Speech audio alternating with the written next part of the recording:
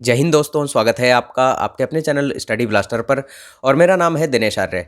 उम्मीद करते हैं कि आपकी रेलवे ग्रुप डी की पीटी की तैयारी बहुत अच्छे से चल रही होगी। बहुत सारे हमारे सब्सक्राइबर, बहुत सारे हमारे व्यूअर्स एक ही क्वेश्चन बार बार कर रहे हैं कि आखिर सर हमारे मार्क्स जो हैं 0.5 मार्क्स ज़्यादा हैं कट ऑफ से, और हमारे मार्क्स 1 मार्क्स ज़्यादा हैं। किसी कैंडिडेट के यहाँ पर 1.5 तो किसी के 2, यानी कि यहाँ पर 1-2.5 मार्क्स यहाँ पर कट ऑफ से ज़्यादा हैं।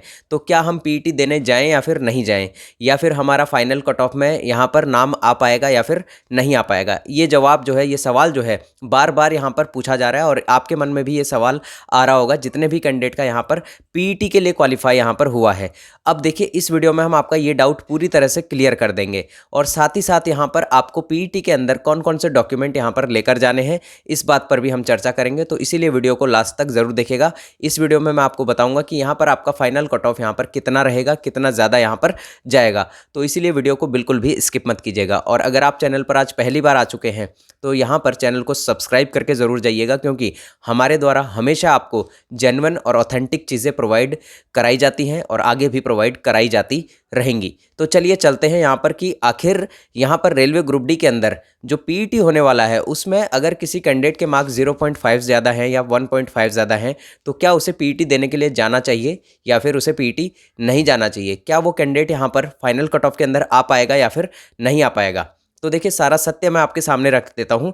आज यहाँ पर सबसे अच्छा मौका है रेलवे ग्रुप डी के स्टूडेंट्स के लिए। क्यों? क्योंकि देखिए, जस्ट अभी अभी आधे घंटे पहले यहाँ पर रेलवे की तरफ से 2 नोटिस आए हैं, जिसमें कि यहाँ पर पहला नोटिस है लेवल 3 का रिजल्ट, यानी कि एनटीपीसी का जो लेवल 3 है उसका रिजल्ट यहाँ पर जारी कर दिया गया है। दूसरा है यहाँ पर टाइपिंग स्टेटस जो है वो भी यहाँ पर दे दिया गया है, यानी कि टाइपिंग का भी आपके पास रिजल्ट आ गया है।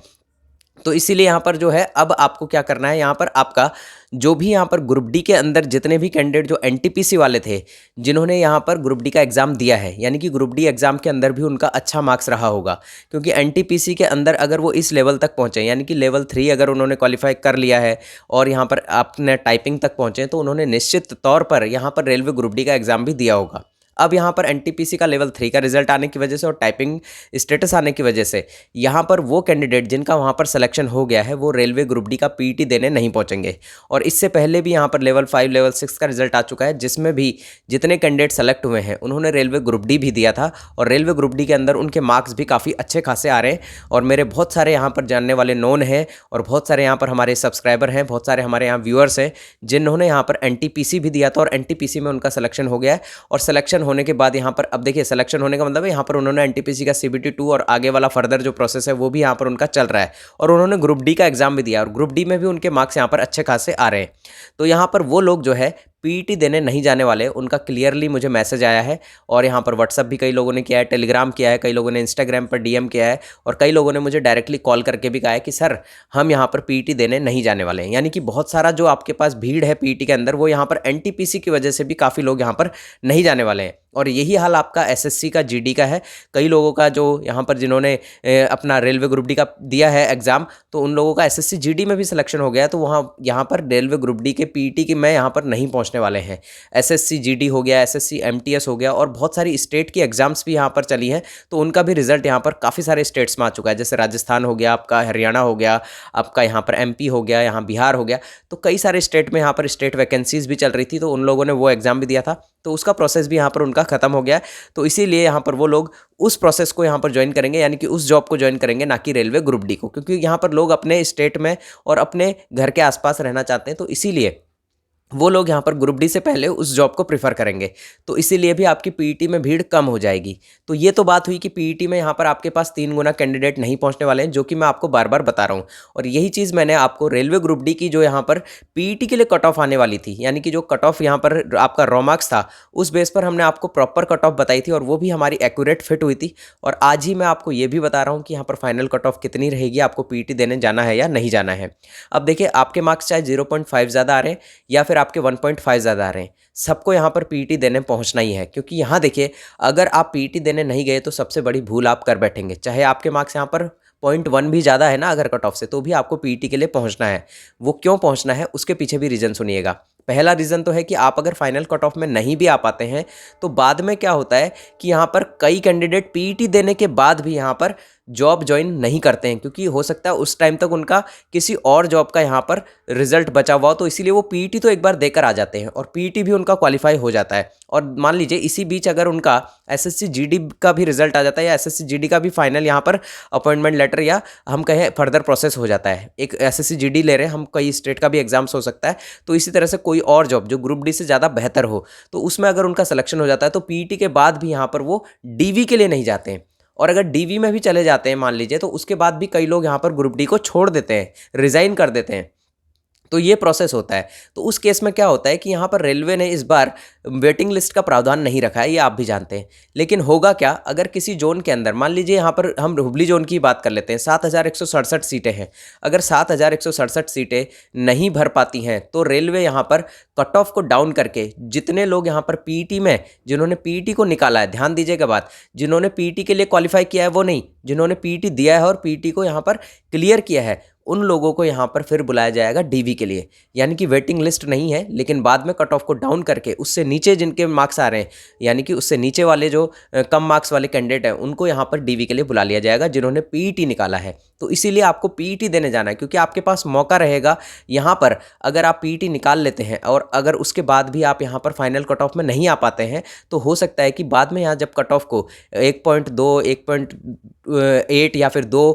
इस तरह से, यानी कि 1, 2, 3 नंबर अगर कम करके गिरा करके आपको हो सकता है आपको डीवी का कॉल आ जाए, यानी कि आपकी किस्मत यहाँ पर चमक सकती है। तो इसीलिए आपको पीईटी देने से पीछे नहीं हटना है, पीईटी देने सबको जाना है।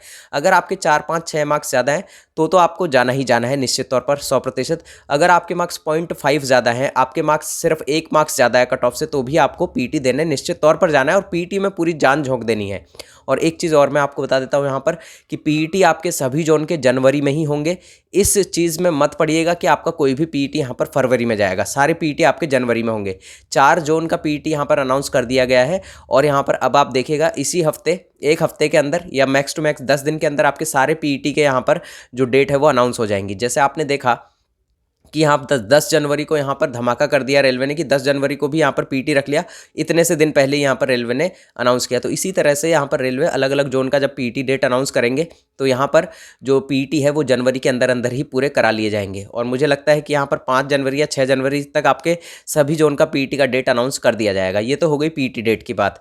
अब यहाँ पर बात आती है कि आखिर जो रेलवे ग्रुप डी का पीईटी होने वाला है तो उसमें हमें कौन कौन से डॉक्यूमेंट साथ में लेकर जाने हैं। अब देखिए, आपको पीईटी के अंदर किसी भी यहाँ स्पेशल डॉक्यूमेंट की ज़रूरत नहीं पड़ती है। आपको यहाँ पर एक एडमिट कार्ड मिलेगा जो कि आपको 7 से 10 दिन पहले आपका अनाउंस कर दिया जाएगा, यानी कि जारी कर दिया जाएगा। अब आपको पीईटी के अंदर दूसरा जो डॉक्यूमेंट लेके जाना है वो लेकर जाना है आपका, एक तो आपका एडमिट कार्ड और दूसरा आपको लेके जाना है अपनी वैलिड आईडी, जिसमें कि आपका फोटो लगा हुआ हो।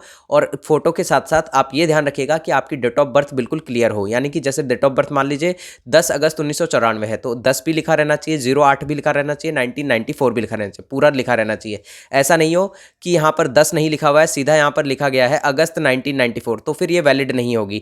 और दूसरी बात, यहाँ पर उस पर आपका एड्रेस जो है वो सही होना चाहिए, आपका नेम सही होना चाहिए, मदर और फादर का नेम एकदम मैच होना चाहिए, जो भी आपने फॉर्म में फिल किया था। फॉर्म में जैसा फिल किया था वैसा ही आपका यहाँ पर एडमिट कार्ड, यानी कि जो आपका फॉर्म में फिल किया था वैसा ही आपका जो वैलिड आईडी प्रूफ है उसके अंदर भी वैसा ही सेम होना चाहिए। तो ये तो बात हो गई आपकी कि आपको पीईटी में क्या क्या लेकर जाने हैं। अब एक और चीज़ आप सुनिएगा यहाँ पर कि जो फाइनल कट ऑफ है वो यहाँ पर कितना ज़्यादा इंक्रीज़ करेगा या कितना ज़्यादा डाउन जाएगा, किस जोन का यहाँ पर 3, 4 नंबर 5 नंबर तक जाएगा। देखिए, मैं आपको अभी भी ये चीज़ कह रहा हूँ और अभी भी इस चीज़ को दिमाग में सेट कर लीजिएगा जो मैं बात आपको समझाने जा रहा हूँ। ऐसे जोन जिनका कट ऑफ यहाँ पर हाई गया है, ऐसे जोन जिनका कट ऑफ यहाँ पर हाई गया है, मान लीजिए यहाँ पर इलाहाबाद जोन है, जैसे कि उसका यहाँ पर आज पीईटी डेट अनाउंस कर दिया गया है ना। तो यहाँ पर इलाहाबाद जोन का मान लीजिए जो पीईटी के लिए जो कट ऑफ गया है वो 70 गया है, मान लीजिए आप एक चीज़, है ना।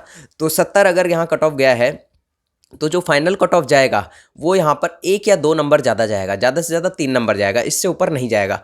क्योंकि यहाँ पर जिन कैंडिडेट के मार्क्स 70, 72, 75 यानी कि कट ऑफ ही 70 गया है मान लीजिए, और तो उसमें जो कैंडिडेट है उनके मार्क्स आप देखिए, ज़्यादातर कैंडिडेट के मार्क्स कितने होंगे, ज़्यादातर कैंडिडेट के मार्क्स होंगे 72, 75, 80, 85 ऐसे मार्क्स होंगे। तो ऐसा कैंडिडेट जो कि यहाँ पर 80 मार्क्स आ रहे हैं, 85 मार्क्स आ रहे हैं, तो वो ग्रुप डी का पीईटी क्यों देगा? उसका यहाँ पर ग्रुप डी देने का मकसद सिर्फ इतना था कि वो यहाँ पर अपनी आकलन करना चाहता था, अपना परीक्षण करना चाहता था कि उसे कितना कुछ यहाँ पर आता है एग्जाम के अंदर। तो वो यहाँ पर ग्रुप डी की जॉब को ज्वाइन नहीं करेगा, वो किसी और जॉब की तैयारी करेगा, किसी और जॉब के लिए यहाँ पर ट्राई करेगा। तो वो कैंडिडेट यहाँ पर पीईटी देने नहीं पहुँचेंगे। तो इसीलिए जिन जोन की जो कट ऑफ है पीटी के लिए जो कट ऑफ है वो हाई गई है, वहाँ पर फाइनल कट ऑफ यहाँ पर इतना ज़्यादा नहीं जाएगा, वहाँ पर फाइनल कट ऑफ कम जाएगा, यानी कि फाइनल कट ऑफ में जो इंक्रीमेंट होगा वो 1 से 2 नंबर या 3 नंबर का होगा। लेकिन जिन जोन की कट ऑफ यहाँ पर डाउन गई है वहाँ पर फाइनल कट ऑफ ज़्यादा जाएगा। जैसे मान लीजिए किसी जोन की पीटी कट ऑफ यहाँ पर मान लीजिए 50 गई है, तो यहाँ पर पीटी के लिए कट ऑफ अगर 50 गई तो वहाँ फाइनल कट ऑफ जो जाएगी वो 55-56 तक जाएगी आराम से, हो सकता है 57 भी चली जाए। और यही चीज़ मैंने आपको कट ऑफ में भी कहा था, नॉर्मलाइजेशन में भी कहा था कि इस बार भी जो नॉर्मलाइजेशन होगा वो 15, 20, 25 मार्क्स तक का होगा। लेकिन तब भी लोग हमें गालियाँ दे रहे थे, कह रहे थे कि यहाँ पर इस बार जो नॉर्मलाइजेशन में मार्क्स बढ़ेंगे वो 2 या 3 या 5 नंबर ज़्यादा से ज़्यादा बढ़ेंगे। मैंने तब भी आपको कहा था कि जिस दिन रिजल्ट आएगा ना उस दिन ये सारे लोग गायब हो जाएंगे, और जितने चैनल वाले थे वो सब ये कह रहे थे कि 5 मार्क्स 6 मार्क्स से ज़्यादा किसी का नहीं बढ़ेगा। और मैं अकेला था यहाँ पर, सिर्फ स्टडी ब्लास्टर एक अकेला ऐसा बंदा था जो आपसे बार बार कह रहा था कि इस बार भी जो नॉर्मलाइजेशन है वो बहुत बड़ा गेम चेंजर साबित होगा। और अब रिजल्ट आ गया है, नीचे कमेंट करके ज़रूर बता दीजिएगा कि क्या हमारी बात सही साबित हुई है या फिर गलत साबित हुई है। अगर सही साबित हुई हो ना तो वीडियो को इतना ज़्यादा शेयर करना कि जितना आपने अभी तक किसी और वीडियो को ना किया हो, और इतने लाइक से भर देना और इतने कमेंट भर देना कि सर आपकी कही हुई बात एकदम सही हुई है। और आज भी मैं आपको यही बात कह रहा हूँ कि फाइनल कट ऑफ जो है, जिन जोन की कट ऑफ यहाँ पर पीटी के लिए जो कट ऑफ गई है कम गई है, तो वहाँ पर फाइनल कट ऑफ ज़्यादा जाएगी। हो सकता है 5 नंबर जाए, हो सकता है 6 जाए, और हो सकता है 7 नंबर भी यहाँ पर ज़्यादा पहुँच जाए। क्योंकि जिन जोन की कट ऑफ कम गई है ना वहाँ पर कैंडिडेट ऐसे बैठे हुए हैं जिन्हें ग्रुप डी की जॉब की ज़रूरत है, वो सारे कैंडिडेट वहाँ पर पीटी देने के लिए पहुँचेंगे। और क्योंकि उनको जॉब की ज़रूरत है, उनके मार्क्स कम है, वो पीटी उनके लिए आखिरी ऑप्शन ही यहाँ पर ग्रुप डी बचता है। तो इसीलिए जिन जोन की कट ऑफ यहाँ पर पीटी के लिए कम गई है उनकी फाइनल कट ऑफ ज़्यादा जाएगी, 100% है। लिख के रख लीजिएगा ये चीज़। ज़्यादा जाने का मैंने आपको रीज़न भी बता दिया, वो सारे कैंडिडेट यहाँ पर पीटी के लिए पहुँचेंगे। तो जिन जोन की कट ऑफ यहाँ पर पीटी के लिए ज़्यादा गई है वहाँ पर फाइनल कट ऑफ कम जाएगी, क्योंकि वहाँ पर पीटी देने के लिए कम कैंडिडेट पहुँचेंगे। लेकिन जिन जोन की कट ऑफ यहाँ पर पीटी के लिए कम गई है वहाँ पर पीटी देने के लिए कैंडिडेट की संख्या बहुत ज़्यादा पहुँचेगी, जिसकी वजह से यहाँ पर फाइनल कट ऑफ बहुत ज़्यादा ऊपर चली जाएगी। ये बात को ध्यान रखिएगा। तो इसीलिए यहाँ पर उसी तरह से यहाँ पर तैयारी कीजिएगा, पीटी अच्छे से दीजिएगा। हो सकता है कि पीटी के बाद यहाँ पर कई लोग जॉब छोड़ दे, तो इसीलिए जितने लोग यहाँ पर बार बार कमेंट कर रहे हैं कि सर मेरा 0.5 ज़्यादा है, 1.5 मार्क्स ज़्यादा है, 1 मार्क्स ज़्यादा है, क्या मैं पीटी के लिए जाऊँ, तो उन्हें यहाँ पर क्लियरली जवाब मिल गया होगा कि आपको पीटी तो निश्चित तौर पर देना है, और क्यों देना है ये भी मैंने आपको बता दिया है। अब एक चीज़ और ध्यान दीजिएगा यहाँ पर कि कट ऑफ के बारे में सारी चीज़ें मैंने आपको क्लियर कर दी हैं। और अगर फिर भी आपका कोई सवाल रह गया हो या फिर किसी भी तरह की आपकी क्वेरी हो तो नीचे कमेंट बॉक्स खुला है, कमेंट बॉक्स में आप कमेंट करके पूछ सकते हैं। चैनल को सब्सक्राइब नहीं किया हो तो चैनल को सब्सक्राइब ज़रूर करके जाइएगा, क्योंकि हर एक चीज़ हम आपको हमेशा सही और सटीक उपलब्ध करवाते हैं। फिर भी आप लोग जो है वीडियो तो देख लेते हैं लेकिन चैनल को सब्सक्राइब नहीं करके जाते हैं, ये हमारे लिए बहुत दुख की बात है। कई लोगों ने हमें ये कहा कि सर आप बहुत अच्छा वीडियो बनाते हैं, बहुत सारी चीज़ें आप एकदम सटीक बताते हैं, आपका जो आइडिया है वो एकदम सही भी बैठता है, तो फिर क्यों आप सब्सक्राइब नहीं करते हैं? मुझे समझ नहीं आ रहा है। क्या आपका सब्सक्राइब करने में कोई पैसा लग रहा है? आपका 1 रुपया भी यहाँ पर सब्सक्राइब करने में नहीं लग रहा है, लेकिन फिर भी आप चैनल को सब्सक्राइब नहीं कर रहे हैं, तो बहुत बड़ी भूल कर रहे हैं। क्योंकि यहाँ पर फिर से आपकी आरपीएफ आ रही है, एएलपी आ रहा है, रेलवे ग्रुप डी भी वहाँ पर दोबारा आने वाला है, एनटीपीसी आने वाला है, टीटी की वैकेंसी आने वाली है। सबसे बेस्ट और बेहतरीन तैयारी हम आपकी करवाएंगे, और यहाँ पर हर एक न्यूज़ भी हम आपको देंगे। देखिए ये एक अकेला ऐसा चैनल है जिस पर कि आपको पूरी प्रॉपर तैयारी भी करवाई जाती है, पूरा यहाँ पर आपको कोर्सेज अवेलेबल करवाए जाते हैं, साथ ही यहाँ पर आपको हर एक चीज़ यहाँ पर प्रोवाइड की जाती है, हर एक न्यूज़ प्रोवाइड की जाती है, हर एक इन्फॉर्मेशन आपको सबसे पहले दी जाती है, और फिर भी आप चैनल को सब्सक्राइब नहीं करते हैं। तो रिक्वेस्ट है यार, प्लीज़ चैनल को जितना ज़्यादा हो सके उतना ज़्यादा शेयर कीजिए, और जितना ज़्यादा हो सके उतना ज़्यादा सब्सक्राइब कीजिए। फिर कोई गलती हमसे हो गई हो तो उसके लिए क्षमा कर दीजिएगा। मिलते हैं अगले वीडियो में, तब तक के लिए जय हिंद, जय भारत।